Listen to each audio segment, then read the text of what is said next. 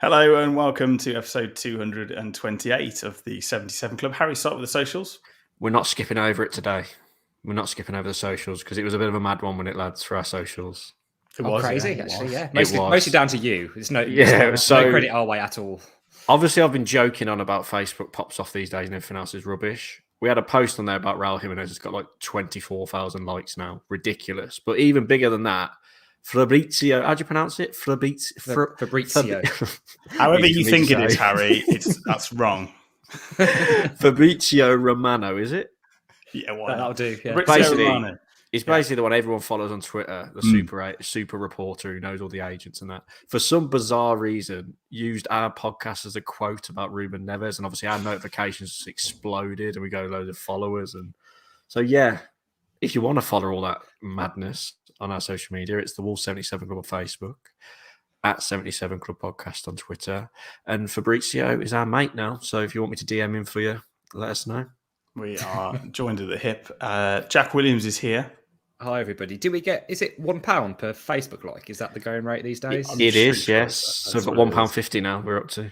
It's 24 grand, isn't it? We could have Dan for an hour on the podcast. I mean, maybe we might have him next week now that we've managed to get that many likes. But no Bayliss again. We might sack him. Harry wants to have a go at him for 5 minutes. So, Harry, I'll let you have a go at him for a little bit. Well, if I was a football manager, I'd have released him years ago. He's just absolutely useless. I'm like Lopetegui. He's like Raul Jimenez to me now. I just want to, I want to see him cry walking around the pitch because he just lets us down every week. Never turns up.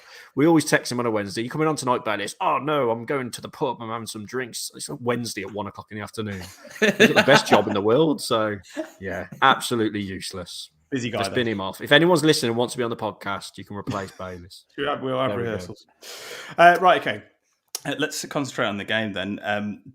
Huge game for Everton, Harry. When the team came out, I don't think anybody would have predicted it, to be honest. A team that cannot score, start with 0 strikers on the pitch. Nathan Collins comes in for Max Kilman. Traore and Podence start on the left and right-hand side, and Sarabia and Hwang up front. Dan Bentley kept his place in goal as well. Yeah, like you say, I thought there'd be a few changes, but never would have predicted that. Sarabia and Hwang up front, just no way. Yeah, Adama on the right as well, considering he is basically leaving. That surprised me too. I'm glad Bentley kept his place. Podence on the left, I suppose he deserved a bit of a run out because I mentioned I thought he was the best out of a bad bunch in his cameo when he came on against United. But Hwang got his goal, didn't he? Which is fair play to him. Adama, apart from that amazing run he did for the goal, was absolutely awful. So, yeah, I think Neves and Gomez in midfield was okay. But luckily for us, in my opinion, Everton were absolutely rubbish. So, like, that helped us. It's just a shame that they scored right at the death, to be honest. I think we did deserve the win. Do you agree with that, Jack? I mean, I don't think a win for Wolves would have been sort of bad luck. I think it would have been fully deserved. But I don't know where the ref got 9 minutes from. Yeah, 90 plus 9. There's a few things to go into there. I think firstly, maybe we just about deserved a win from it, but Everton did have spells. Granted, they didn't do that much with the ball, but they did have parts. Starting with the team, didn't like it. I agree with what you said. No Costa or Cunha, so straight away it was a big worry for me. I didn't think we were going to score a goal, and I was shocked that we did. To be honest. Great run by Traore. Hwang, right place, right time. Finished it well, actually, because he could have panicked, but didn't. So, yeah, quite pleased with that. And from that point on, really, I think for parts of the second half, we looked the most likely to go on and probably score again. Obviously, we didn't and started to panic a little bit towards the end. 9 minutes, apparently they're starting to do like they did in the World Cup now, where they just add on the actual right amount of added time to the end of games, which I've got no problem with. The problem is if you start doing that, with 2 games left in the season, you should probably let everyone know, which I know just sounds stupid, but there's been a massive communication error if that's come in, and that's something they're going to start doing, and they've decided just to enforce it without actually making a statement of it. Changing the rules or partway through a season is dodgy anyway, but whatever. I honestly thought we were going to see that game out, to be fair, because even in those 9 minutes of time, I think we were pretty comfortable for most of it. Then obviously they get a set piece, ball goes into the box, and Bentley, I think, has done well since he came in. A few question marks about that, because I think if he comes for it, he's got to deal with it, and he didn't. And, the rest is history. But it was one of those, given given the sort of game it was for us towards the end of the season, with rotating and everything, it's a much bigger goal for them. And obviously, it meant nothing to us really. It's one of those where if we were in a relegation battle at this point, how much would that hurt? If that was a point to sort of keep us in the relegation zone or something, it would have been really, really, really bad. But luckily, I think it's game over by this point, which it didn't really matter. Harry, it was more of what was going on the sidelines during the game as much as what was going on the pitch, wasn't it? Because no Moutinho in the matchday squad, obviously joined in 2018, been there a long time. Everyone thinking that there's going to be a chance to say goodbye to some of those players, but he wasn't there. And by all accounts, after the game, Lopetegui was saying that was the player's choice. Yeah, that really shocked me because Moutinho just comes across as the ultimate professional, doesn't he? And that's mad. Something's gone on behind the scenes. Whether he's not happy with the way Johnny's been treated, the way Raul's been treated. I know we're going to get on to what happened with Raul, with him not coming on as well. But yeah, shocked me. I think that pretty much confirms he's leaving as well for him to refuse to turn up. And I mean, when Bolly did it, we all went mad, didn't we? So it's not a nice ending. And just on the game, just quickly, obviously that goal going in, I know us lot, we just left, didn't we? We didn't even watch the ceremony, which is probably bad because it took the wind out of everyone's sails. And it was a very weird atmosphere and game and ceremony, really, because half the stadium emptied with what happened with Raul and that. It felt weird. It was meant to be a game where we say goodbye to some of our heroes from like an era that has been the best era we've ever watched Wolves with. And as you say, Moutinho's not turning up, Raul's not being brought on, Johnny's not there. It's just, yeah, but very bizarre day. Weird. It's strange, isn't it, Jack? Mentioned Jimenez there. He was warming up on the touchline, fans singing his name, and looked like he was getting ready to come on. And then Cunha comes on in the 88th minute. Raul rips off his tracksuit, runs down the tunnel, sort of applauding the fans as he goes. Very, very strange. And again, Lopetegui says, I think I might have got that one wrong. And you think, well, yeah. Yeah, it's a difficult one, isn't it? Because you'd think that every minute on the Premier League pitch should be based on merits, really, and who's the best player at that time to get into the team. However, in a situation like this, where it's Jimenez is definitely going to be his last game, he's definitely moving on, and he's been such a fan favourite. And obviously, prior to his injury, he was our main man, wasn't he? And he scored the goals that got us to places that we haven't been in our lifetime. So you've got to have a little bit of credit to him. And I don't think it would have been harsh just to bring him on, even just for the last couple of minutes of the 9 minutes added on or something. But obviously, I know once he'd used the subs was used. So it's a difficult one, isn't it, really? He was obviously visibly upset by it. And it's just, there's some weird relationships, I think, that have probably formed. And that's probably under the Bruno Lage era and then spilled over into Lopetegui's era when he's coming to try and change stuff. But he's ruffled a few feathers. The players that he doesn't like, he will happily just leave them out of the squad, regardless of who they are. And he's clearly had a bit of a falling out with Moutinho for him to, not play unless there's a move imminent and he just doesn't want to get injured. But even so, we're still paying you £100 a week. Even if you're here for another 2 weeks, you should still at least turn up and, just at least say bye to everyone. So it's a weird one, really, and it'd be interesting to see what happens with the game on Sunday, because I think if Lopetegui's admitted he made a mistake by not letting Raul play, I think he probably will get a cameo appearance at least on Sunday. But yeah, just all leaves a little bit, lots of questions really, and sort of this era, which I will still call the Nuno era, because I think it kind of is with all the players, is kind of just petered out with a bit of bad blood left, which you don't want to see, but at the same time, we've got to move forward, I suppose. But yeah, it would have been nice to. I suppose I'm still in denial really, because everyone's saying about who's leaving. Obviously, yeah, you think Johnny's going to leave, you think Raul's going to leave, and Neves is the other one, which I still don't quite know what's going to happen with that. So if it turns out to be Neves' goodbye, which we thought it was this time last season, then that'll be a tougher one to take, I think. Well, that added to it, didn't it, Harry? Because we've seen Ruben Neves in tears on the pitch saying goodbye to the fans last season, and to go through that again and then have Raul doing it at the same time, and then you think, is he staying? Is he going, Neves? And then he's doing the. And I love him because he's the ultimate professional when he's on the pitch and he gives everything, which is why he's been playing and Raul Jimenez hasn't got a cameo, I think. But he then talks about Champions League football in interviews when there's still a game left to play. And you just think it doesn't really help unless he's trying to push something through. I don't know. I mean, he's not naive. He's not young. He's not in a position where you think, oh, he said that out of turn. He maybe didn't mean to say that. I think he knows what he's saying. I just don't know why he's saying it. Oh, I think, like you say, everyone knows. Everyone knows the deal with him, knows where he wants to go and what level he thinks he should be playing at. And if he wasn't saying it and he was being all hush hush and not giving much away, the fans would be like, just say it, Neves. Just say you want to play Champions League football. So I think it's good that he's just coming out and being honest. He also said if you don't get a move, he's happy to stay, which is news to my ears. But I think he'll definitely go this time. Raul, that was horrendous. All the South Bank singing the song, great atmosphere. It's just made for him to come on. He brought Costa on, who, by the looks of it, from his social media today, he didn't have his farewell barbecue. So maybe Lopetegui was thinking, do they want to say bye to Diego Costa? Not really. I think we'd rather say goodbye to Raul Jimenez for 5 minutes at the end. And I can see why Raul reacted like that. And it was, like I say, mad day. Neves got a really good reception when he went off a substitute. That was like a goodbye sub, wasn't it, to the home fans? And obviously scenes at the ceremony after, which I saw online because I'd already left.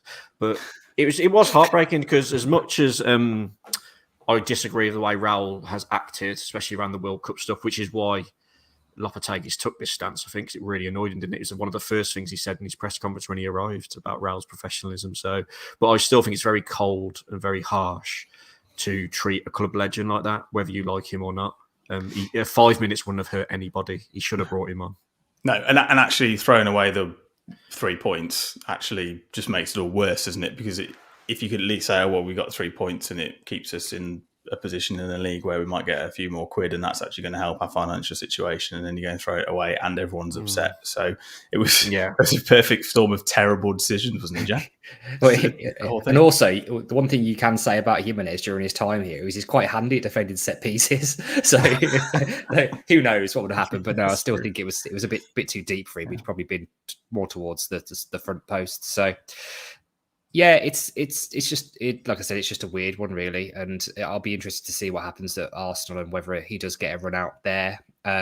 Interesting what you said about Costa, though. You say farewell barbecue today, Harry, potentially. Yeah. So he put a social media post on, and everyone was translating it, and it was translated from Spanish, or it is Spanish he speaks, isn't it?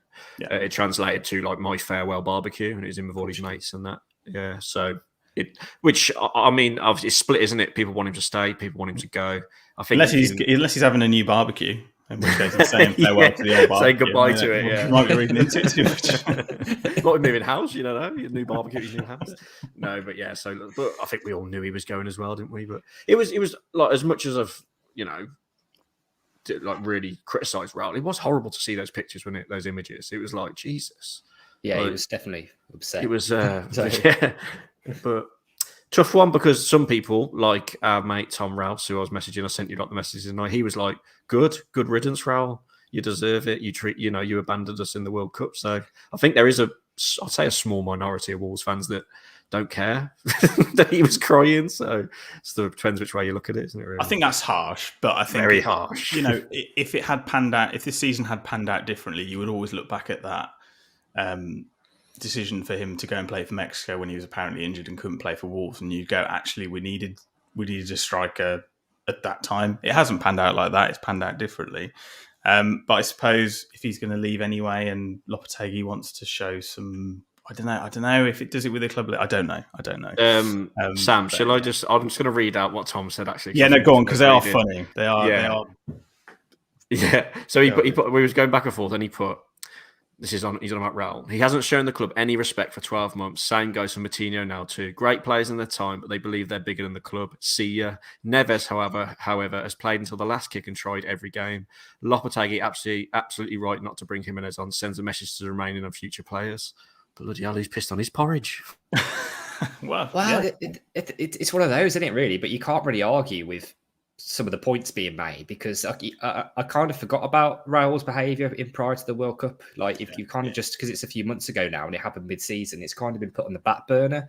But there's points from both sides, really, that, arguably he should have been a bit more professional, but I still think he deserves 2 minutes at the end just to sort of draw a line under everything. And like I say, I think he was probably at least owed that. And I think he probably will get it on Sunday now, because Lopetegui's admitted, obviously, he made a little bit of potentially an error there. But if he turns up, might be sat at home with Moutinho. Well, that's the thing, and but he can't just be refusing to play. That's bad. I don't know if that's been 100% confirmed. I think that was the feeling that was sort of out there. But why is it? Because he's not starting? Is it because he's not having a contract renewed? Probably that, isn't it? He's probably what's another year and he hasn't got it. I don't know. I think he's been unhappy with the amount of game time he's been getting in the last few weeks. He's just made little cameos, hasn't he? So I think he's just kind of gone, "Well, sod you, I ain't coming," type thing. Whereas, because I think he said to it, he probably would have started the game if it had turned up. Also like, is it?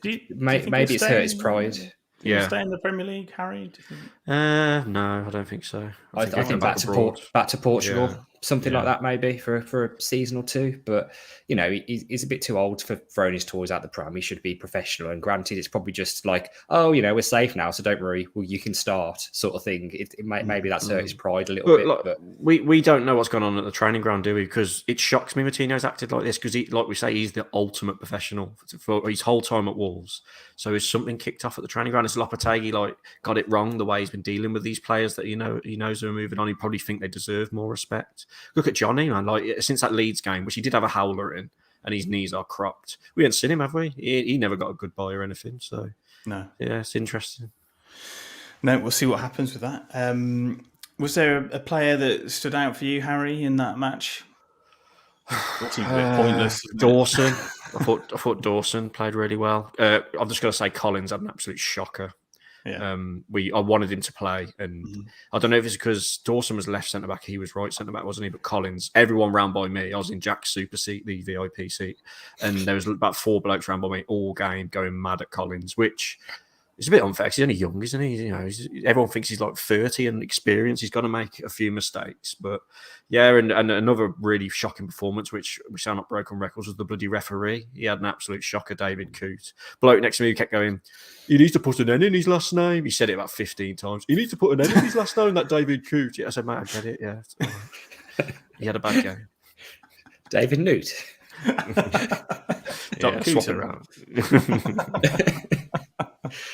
Let's have a look at the last game of the season, which will be Arsenal away. Aaron in the comments says it'd be quite poetic if Raul plays his last game for Wolves at the Emirates, given obviously what happened with that horrific injury way back in lockdown now, wasn't it? Was it November 2020?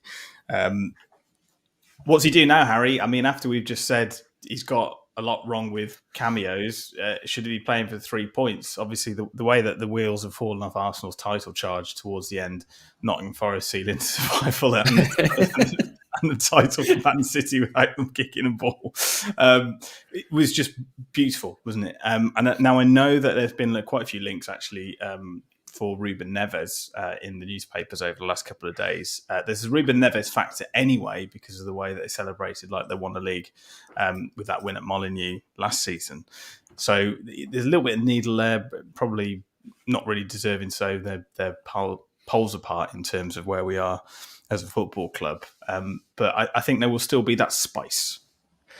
Well, in a way, I'm a bit gutted that there isn't. I was hoping Arsenal had a chance to win the title for this game, just to give it a bit of, give it something to be interested in. But for me, the starting lineup, I mean, Lopetegui kind of did, as we've mentioned, he basically apologised for not bringing Raul on. So I think he should have pulled him in at the beginning of this week, said, look, sorry about that, you're starting away at Arsenal. As Aaron said in the comments, go back to where, he had that horrendous injury. And hopefully he can have a good performance. And then maybe, I don't know, if we don't even know if Moutinho will want to turn up, but if he does, maybe play Moutinho. We're going to see a very shaken up side, aren't we? He might even start Costa and Raul because he knows Costa's leaving as well. So I don't care about the game. It's a non-event, isn't it? Obviously, I hope we do well. It'd be nice to win. But yeah, just hope they put in a good performance. And I hope some of the lads that are leaving have a nice send-off on the away end can clap them off. There'll be empty seats in the away end, though, won't there? Because we know people are struggling to sell their tickets. That's still kicking off, isn't it? I think there was somebody complaining yesterday, Jack, about they bought a family of 4, or like done a family deal or something, and then one couldn't go for some reason, and then they brought his wife was pregnant. That was what the reason. The reason was it? Yeah.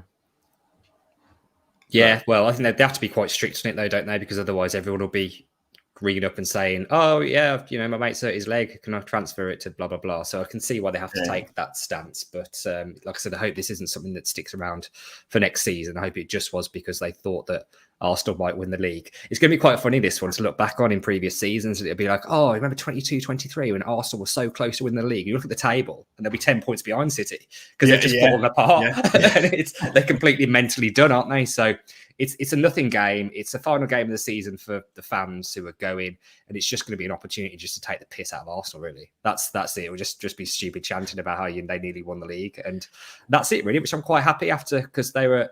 When they beat us last season, right at the death, they were real absolute dicks about it. So, they deserve it. Brilliant. Hopefully, Lopetegui's on the sideline as well. That's the next one, yeah. Maybe we'll have no manager. Maybe it's Lopetegui's last game. I wonder if he'll bring himself on. In goal. Obviously, it's a bit of a damp squib. Nothing really going on with this game. So I suppose the only thing to really talk about is possibly Lopetegui, Harry.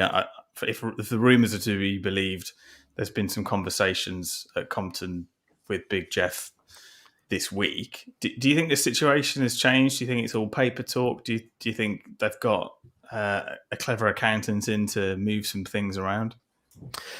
Well, I mean, was it the post or pre-match presser last week when we did the podcast, and all of a sudden Lopetegui came out, didn't he, saying, it's the first I've heard of this. I had promises type thing, and it is very worrying. But to me, it feels like, I think he'll stay. I think obviously everyone's getting worried, which I understand because there's already links with other clubs that could potentially take him, and maybe it's just Lopetegui putting out that message, to put a bit of pressure on the board to back him, and if you don't get backed and it goes tits up next year, he's got that excuse there ready. But I kind of think the club, because you've seen Liam Keane come out, you've seen Steve Madley, even Daz off bloody BBC WM radio, they're all coming out saying the same things, which tells me someone in the club is telling them stuff.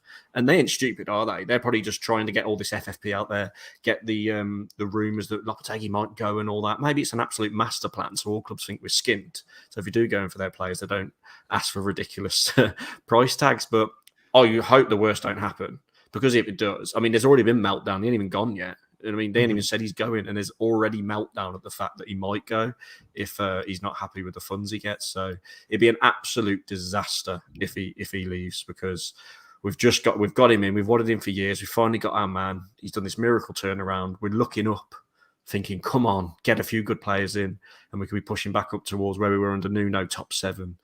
And just, I hope they give him what he wants, because Jeff will have to run out of Wolverhampton. He'll be being chased down the streets if he lets him go and he don't give him money. Yeah, I don't think they've got much of a choice, really. They've sort of backed themselves into a corner where, by going to get him and securing Premier League survival, with taking us from bottom of the league and dead to safe with 3 games to spare, is a great achievement. And now, if it just ends like this, like you say, Fosun will have pelters from the fans, and it will be ridiculous. And if they try and bring in Bruno Lage too from nowhere to take over from him, it's going to be really, really sour. But these financial fair play sanctions, it sounds like Fosun can basically just write it off, really. Yes. And if they do write it off, then everything's happy again and we can go again. So I think they're going to have to, because it will probably cost them a lot more in the long run if they don't, because people are already getting angry and not wanting to renew their season tickets, I've seen on Twitter, until they know that he's definitely staying. Because it's right, if they're putting the prices up and they can't say, oh, here's your increase, everyone pay for your season tickets, and then a week after the renewal deadline's passed, oh, by the way, sorry, Lopetegui's going. Here's Dean Saunders. So it would just be outrage. Yeah, the rumour is, though, obviously, when Nuno left, obviously it was because it went a bit tits up and we dropped down the table a little bit and it went stale. But there was also murmurings that Nuno wasn't happy with the budget he was going to get in the summer coming up, which is another reason why he left. They bring Bruno Lage in, who literally was a yes man, wasn't he? He come in, he's like, yes, sir, I'll do anything you want. I'm just grateful to be here. Whereas Lopetegui, he's a, seriously European super manager, really. And so he ain't gonna stand for that shit. Like, he ain't gonna stand for not being back. No, but so it's not gonna work, is it? If we have another yes man come in, if Lopetegui goes, but it's not like Wolves haven't spent money this season. it's very true. £200 million of investment, and you do look at it and you go, where's that been spent? Because Guedes, anybody? Oh God! What a waste of money that was. Guedes, we paid £28 million for Guedes to have a 3-month holiday here. That's it. Yeah, exactly. Yeah. Neves hasn't exactly torn up any trees. Dawson's been absolute whirlwind, signed in £5 million. Cunha is looking like a terrible piece of business just because £43 million for what is essentially 2 goals. Yeah. And I just don't know what they're thinking. They've got to get it right, haven't they? Like we say, the first year we come up, they did really well. And obviously in the Championship, the transfer windows, then they did really well. But it has been a bit of a disaster, hasn't it? Apart from a few players, it's been a bit of a disaster. And hopefully Lopetegui gets more of a say than managers have, because Bruno Lage, like Nuno didn't want Hee-Chan, did he? Bruno Lage comes in, they give him Hwang just because of the marketing value of him.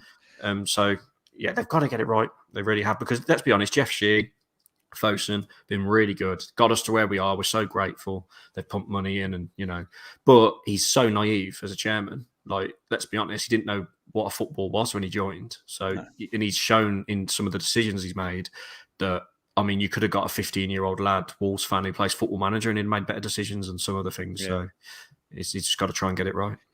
I hope Lopetegui does get a say because, he's experienced. He knows the Spanish league incredibly well. He could draw up a list of 5 or 6 players who are reasonable, who could come and do a job for us for, not paying 40 million, but paying a bit less than that, who could probably, come and seriously improve our squad. But it's all about getting the wage bill down as well, isn't it? Because that helps a lot with financial fair play. So I think getting some of these big players like Moutinho and Jimenez, who are going to be some of the biggest earners at the club, off the wage bill will help that. And we can start to have a rethink then about reinvesting some of that money. But I don't want us to be in the situation where we have a thread thin squad going into the season again, because it hasn't helped us it hasn't helped us this year, really. We need to keep it so we've got a decent squad size and see where we are, really. And that's why when we're looking on paper and saying, okay, we think Jimenez is going to go, they think Costa's potentially going to go, who I'd keep him around, to be honest, for another season. Yeah, same. Then suddenly, where's the strikers? Where's the goals going to come from? I'm not saying they've scored loads, but they're more of a threat than some of it. And you just got Cunha and Hwang, Fabio, Kalajic. I just can't get Stefan Malif out of my head every time. It's a great shout, because it's like I think he'll score 1 goal and that'll be it. PSV and Ruud van Nistelrooy have parted ways. Harry, they've won the Dutch Cup and the Dutch Super Cup. Probably a large part of why Fabio Silva is having such a good time over in the Netherlands. Do you think he will? He's going to come back because he has to. Do you think a meeting with Lopetegui will help in making that decision? Sorry, season. Say again, Harry. You dropped out there. Oh, sorry, I dropped out then. Yeah, well, I'm just shocked. I was just saying I'm shocked because they've won 2 trophies, and definitely, he must have been a privilege to play under him for Fabio Silva. Now he's gone. Hopefully that works in our favour, and he might think, I might as well go back to Wolves now because of all the things he's been saying. He doesn't really want to come back, does he? So very shocked at that news, though. I'm really shocked that he's left on this story. Go, you're going to say something? Do you think that he left because he's got another offer on the table from some other club in Europe, or do you think he's just walked away for other reasons? I don't really know enough about the Dutch league to be able to comment, really, but you'd think it's a relatively successful season if they've won 2 trophies, and Fabio seems to be having a good time there, but not sure. It's a weird one. PSV said talks about his future were set for Sunday, but the 46-year-old subsequently resigned. They're 10 points behind Feyenoord, who are first, and they are 3 points ahead of Ajax, who are in third. So, they're second place. So if they avoid defeat to Alkmaar at the weekend, and this is the thing, they will get a spot in the Champions League qualification stage. Now, I'm guessing if Fabio Silva has got an eye on playing in the Champions League as much as Ruben Neves has, he'll be looking at it and gone, actually, I've helped us earn that. So he may well be looking at it and going, I just want to stay here and play in the Champions League. You can't blame him if he wants to, can you? Really? I mean, immediately he's gone from being on the bench most of the time for Wolves to straight away winning a trophy. So when you're how old is he now? 21 years old, winning a trophy, whether it's the Dutch Cup or whatever, it's more than he's going to get at Wolves, isn't it? So but we've spent big money on him, haven't we? So he's got our to asset. Come back. He's our asset, and hopefully Lopetegui likes him. And if he gets a bit of a promise that he get a lot more game time than he did in his first spell, it should be okay. I've written a list of players who are out of contract at the end of the season, as I always do at this time of year. So I thought I'd just run through them with you. There's a couple, 4 actually, from the Championship who are strikers whose contracts are coming to an end, which I thought was quite interesting as well. Let's go through this list. Someone called Matt Doherty, his contract is coming to an end, 31 years old. Anyone fancy taking a punt on him? No, we go forwards, not backwards. Should we put him up front? He scores goals. Might as well. Belotti at Roma. He's past it now, isn't he? Well, 29. I think he ended what he used to be. Is he when we played? Is that the one that used to play for Torino when he was scoring against us? I don't think he's the player he used to be. Yeah, I think. Yeah. I know he's only 29. But didn't he have a serious injury or something? I could be making that up. I'm sure he had that somewhere. If he was any good, he wouldn't be at Roma, would he? Fair point. Although they're in the European final again. Chris Smalling. Chris Smalling. Also at Roma, 33 years old. 2 from Everton that popped up was Yerry Mina, 28 years old. And a player actually that I very much like is Decore. He just signed a new deal. Oh, has he signed a new deal now? So my list is out of date. Yerry Mina's a sick note though, Sam. He's a sick note. We were in for Yerry Mina when he went to Everton, weren't we? He was thrown around our circles definitely at some point. So there was an interest there, I think, when we first came up, but he ended up going to Everton. But he knows where the goal is. True. He does. Yeah, no, Molyneux. Lerma at Bournemouth. No idea. Kante at Chelsea. Oh my God! Now you're talking. Is he getting old now? He's 32, which is the same age as me and Jack. Wow. He's past it then. He is 100% past it. Bobby Firmino, obviously leaving Liverpool on a free transfer. Scored, didn't he, the other day? He did. Yeah, he's 31. Is Phil Jones? Is Phil Jones leaving Man United? I saw. Oh, I don't know. He pulls some funny faces, doesn't he? He put a big statement on his Twitter, didn't he? Crying like farewell message. Is he Diego Costa's barbecue? Zaha at Palace, he's out of contract. He ain't going to come to us, is he? No. Tielemans, Leicester. I'd take him in a heartbeat. I think he's a great player. And Soyuncu. Is he the one at the back? It looks like Lord Farquaad. So those are some of the Premier League players that are out of contract. Let's have a look at the Championship strikers. Now, just because they score a lot of goals in the Championship doesn't mean that they are going to score lots of goals in the Premier League. Sylvain Ebanks-Blake, for example, but also Ollie Watkins, even Tony. The Championship's top goal scorer, Akpom, 28 goals this season for Middlesbrough. It will be available on a free. Wow. It's surely worth a punt. It's worth a go. Has to be worth a go. There'll be interest, won't there? There'll be interest from quite a few. Oh, there will be. Yeah. Ollie McBurney at Sheffield United, 14 goals. We were linked with him. A few years ago, weren't we? Remember? I don't know. I don't like that one though. He didn't score too many goals, did he? Let's be honest. I don't think so. That sounds a bit like a what was his name? Ross trying to get on deadline day. No. You're like the big lad, aren't you, at Bournemouth? Yeah. Welsh striker. Kiefer Moore. Kiefer Moore. Yeah. 2M goal. Brereton Diaz at Blackburn. I think Jack was a fan of him. 13 goals this season. I'm a fan of the story because he plays for one of the South American teams, isn't he? By way of a grandparent or something. So right, okay. Timu Pukki is available on a free transfer. How old is he now? 33 years old. It's one of them, isn't it? You've got to go in for Akpom. Well, if Coventry don't go up, it's Gyökeres, isn't it? Gyökeres, that's the main one. So yes. Let's look at the final day just to get your thoughts. I mean, we said a couple of weeks on the podcast that it's probably going to be as is that will go down, and that would have been Leicester and Leeds. All three are at home last game of the season. So Leeds are at home to Tottenham, Leicester are at home to West Ham, and Everton are at home to Bournemouth. The way that it's panned out, the gap between Leicester and Leeds, they're both on 31 points, but Leeds' goal difference minus 27, Leicester's goal difference minus 18. They're 2 points off Everton, who are on 33 points. Their goal difference is minus 24.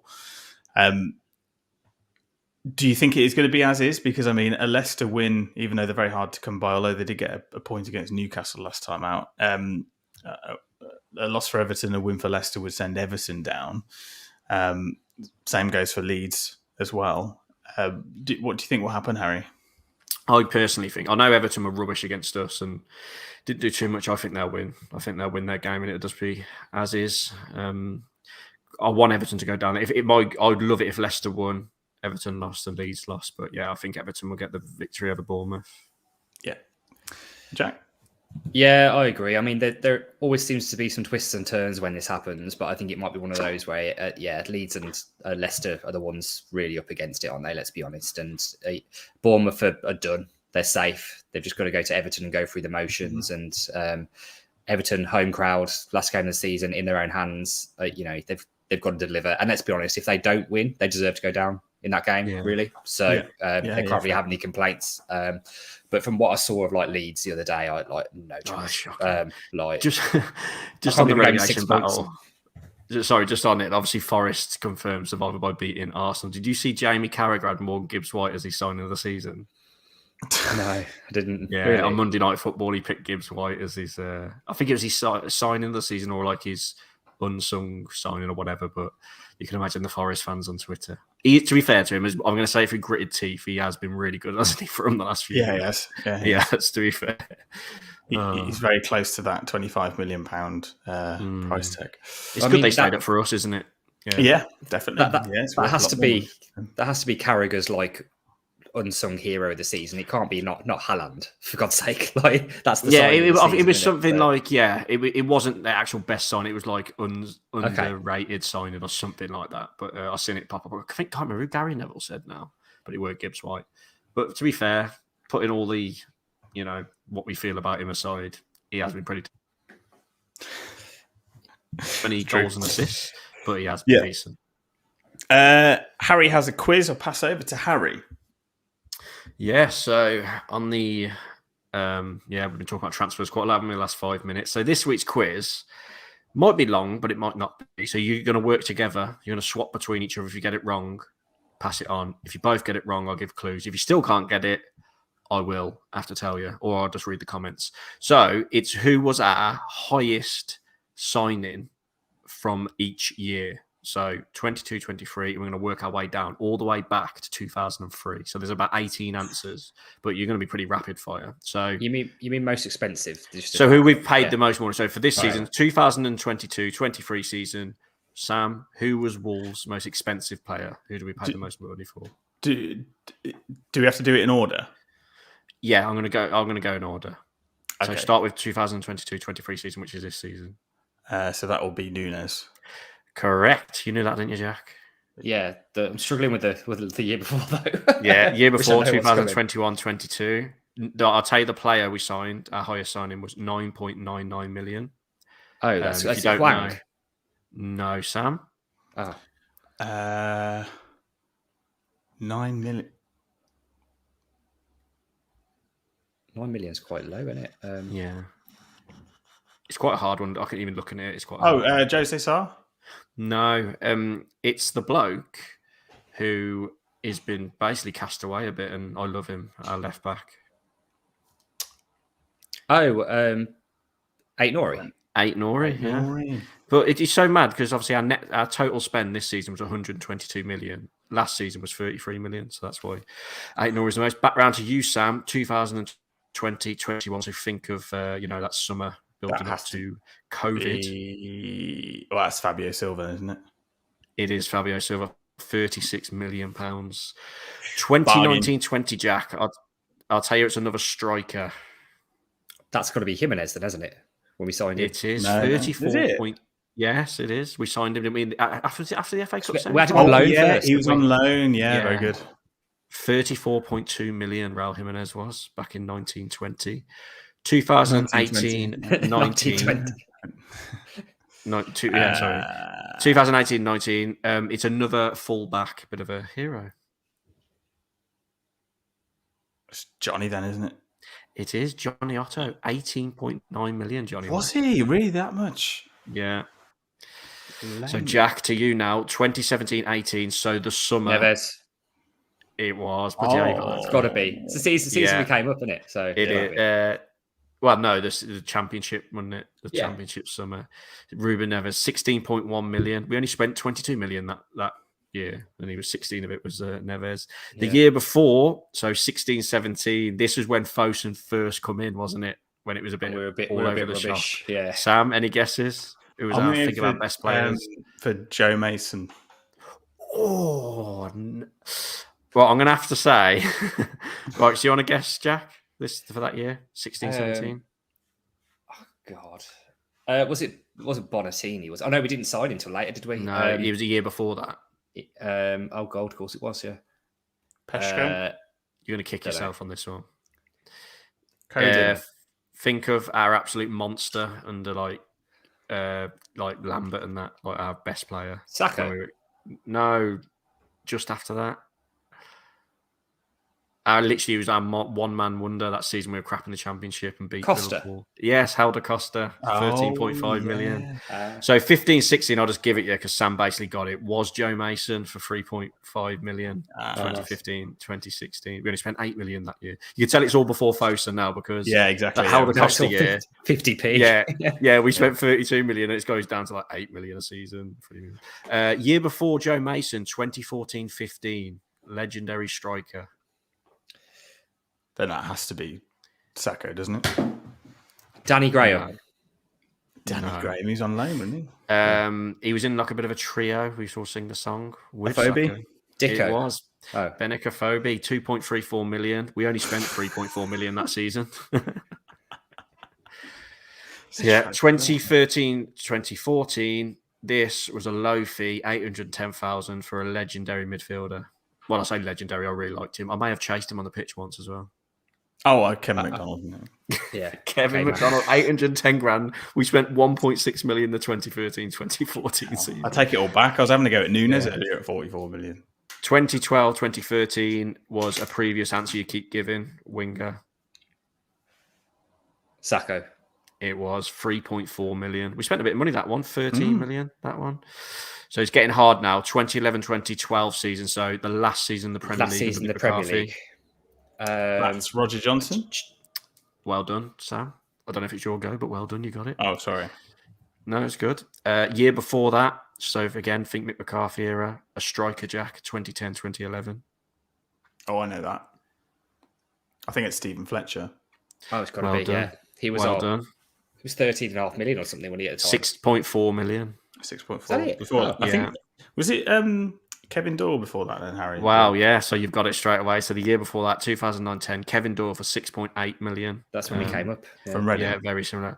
So now it's getting a bit hard. There's only a few left, about 4 or 5. So before that, I think this was in the championship season, was it? This is promotion season. This would be promotion season. So 2008-09, a centre half for 2.7 million. This is a tough one. I'll give you some clues if you can't get it. 2.7 million centre half promotion year. McCarthy. Mick McCarthy. Oh, was it? What's his face? Christoph Berra. Wow, great answer. Wow, good shout from Hart. Great shout. Yeah, fair play. Oh wow, 2007-08, just striker, bargain. Ebanks Blake. 2 million, yes. Ebanks from Blake. Plymouth. Was it Plymouth? We only spent 6 million that year. Yeah, year before that, 06-07. So this was when we was on a very tight budget, but another striker, really good player under Mick McCarthy. Uwalumo? Ooh, not a bad shout. No, before Ebanks Blake. Stephen Elliott. No, a bit better than that. Would play up front of Ebanks Blake a lot in a championship, definitely. Stephen Ward? No. You're so close. You're saying everyone, but. Gone blank.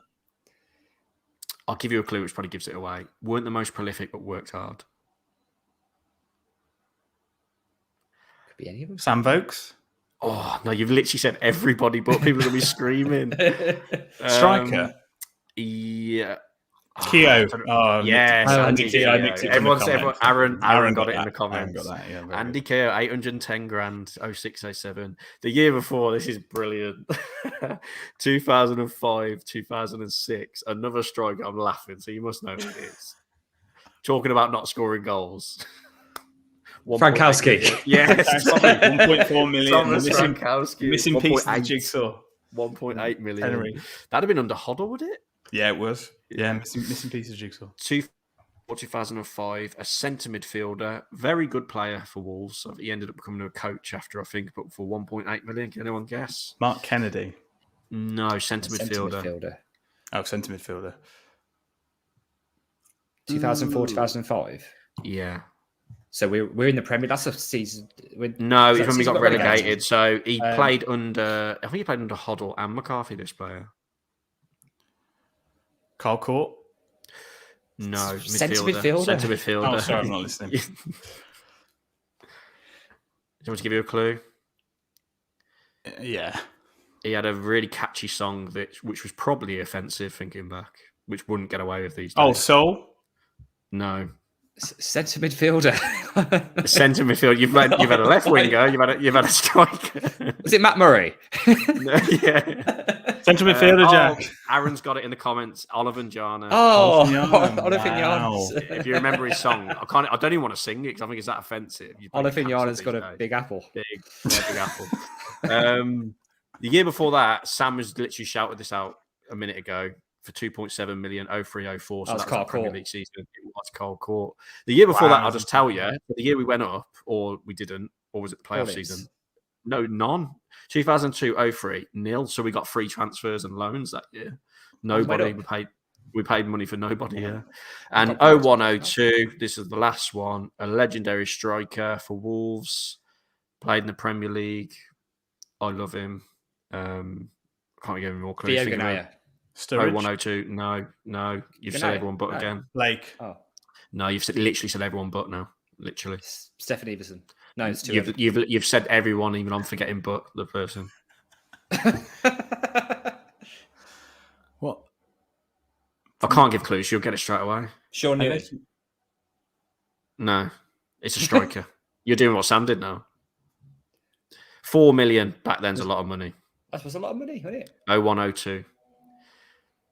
Oh, the people will be shouting this, won't they? Mm-hmm.